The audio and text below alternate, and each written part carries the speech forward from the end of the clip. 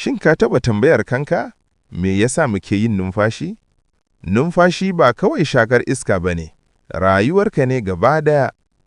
Lokacin da ka ja iska, kana shakar wani sinadari mai suna oxygen.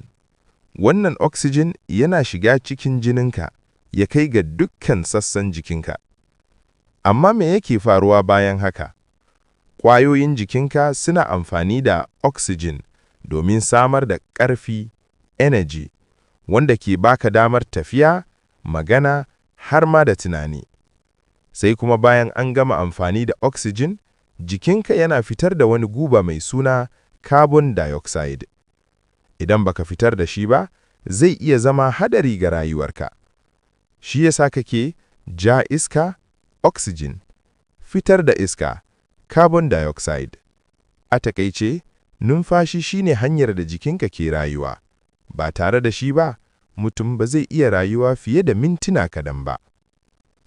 Idan ka ƙara fahimta yau, ka danna like, ka yi subscribe domin ƙarin ilimin kimiyya cikin sauƙi.